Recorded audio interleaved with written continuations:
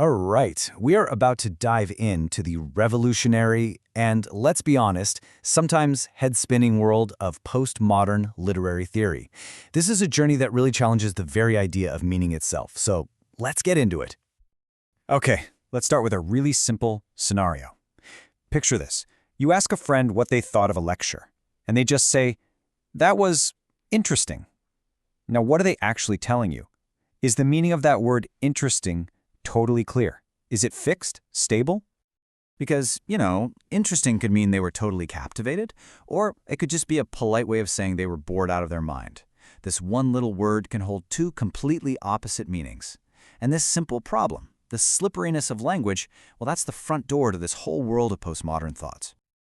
Our first stop on this journey is with a theorist named Paul de Man. He came along with a pretty radical idea, that language itself, the very tool we use to build meaning, is fundamentally unstable. So, according to de Man, for centuries, critics and readers have been on this quest to break the code of a text. We've all assumed that if we just dig deep enough, we'll find that one single stable meaning at its core.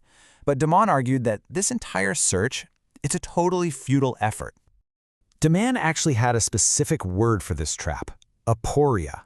It's that feeling of being caught in a puzzle you literally can't solve, like a maze with no exit. You're searching and searching for a final answer that, according to deconstruction, just isn't there in the words on the page. And de Man used the perfect analogy for this: a Chinese box. We keep opening one layer, expecting to find a smaller box inside, and then an even smaller one, always thinking we'll eventually get to that final secret meaning. But with language, the boxes just keep going and going and going. The meaning is endlessly postponed. So, if we can't trust the words on the page to have a fixed meaning, where do we turn next? Well, usually we look to the author. But what if the author isn't the solid anchor we think they are? And this is where the French theorist Roland Barthes drops a bombshell with his essay, The Death of the Author. He basically argues that trying to figure out the author's intention to find a text's true meaning is a complete dead end. For Barthes, a text isn't some message delivered from a single genius author. No, he says it's a tissue of signs. It's a weaving together of countless other texts, ideas, and cultural codes. The author doesn't really create the meaning. They're just another channel that this huge web of language flows through. The author, he says, is born with the text, not before it. In Barthes' idea in literature, it was happening in parallel with what his contemporary Michel Foucault was arguing about history. It's like two sides of the same coin. Just as Barthes dethroned the author, Foucault was busy dethroning the idea of the great man. You see, Foucault completely rejected the idea that history is shaped by a few charismatic individuals, your Caesars or your Napoleons. He argued the exact opposite. The historical moment, with its whole complex web of power and knowledge, is what creates the leader. The conditions in colonial America made the Founding Fathers possible, not the other way around. This line of thinking flows directly into a major school of thought called New Historicism, which pretty much takes Foucault's ideas about history and applies them directly to how we read literature. So here's the crucial point for a new historicist. If even the greatest historical figures are just products of their time, then poets can't achieve some kind of transcendent, timeless perspective either. And that means the author is actually the least reliable person to tell you what their work truly means, because they're just as stuck in their culture's assumptions and blind spots as anyone else. Let me tell you a perfect little story that makes this crystal clear. A graduate student was writing about the poet William Wordsworth. He shows his work to his advisor, who's a big new historicist. And the feedback he gets is, "You're doing a very Wordsworthy reading of Wordsworth here." I mean, that sounds like a huge compliment, right? Yeah, it wasn't. The professor was actually criticizing him.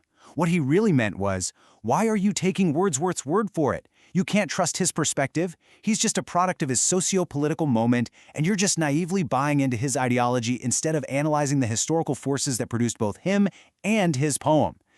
Ouch. Okay, so let's recap. If meaning isn't in the words, and it's not in the author, and it's not even really in history, then where on earth is it? This brings us to the critic Stanley Fish, who proposed a radical new place to find meaning. I mean, that's the logical question, isn't it? We've taken apart all the traditional places we look for meaning. Well, Stanley Fish comes in with a powerful new answer. Meaning is created by us, by the readers. And Fish's key concept for this is the interpretive community. Now, this is any group of people, could be lawyers, priests, literary critics, even fans of a TV show, who all share a common set of assumptions and strategies for how to read something and make sense of it. So for Fish, and this is a huge shift, the meaning of a text isn't some property of the text waiting to be discovered. It's a property of the community that's reading it. He argues that a text can have a stable meaning, but only within a specific interpretive community that has already agreed on the rules of the game. Take a super simple phrase like, "the sun rises." To an interpretive community of lawyers, that's a statement of observable fact. You'd use it to establish a timeline in a case. But to an interpretive community of priests, the sun rises could be a powerful symbol of resurrection and divine promise. It's the exact same text, but with different assumptions, you get completely different meanings. And here's the kicker. Neither one is more correct than the other. All right, let's pull all these threads together now and look at the truly radical consequences. What happens when you start applying these theories not just to poems and novels, but across the board? Well, first off, the whole hierarchy of culture just collapses. With the author's special authority gone, a poem isn't inherently better than, say, a TV commercial. Any cultural product, from Shakespeare all the way to Gilligan's Island, can be analyzed as a text. And this logic even extends to our identities. For example, postmodern feminism argues that gender isn't some biological fact, but another kind of text, a social construct that gets written on us by our culture. So, the crucial point, maybe the most revolutionary takeaway of all, is this.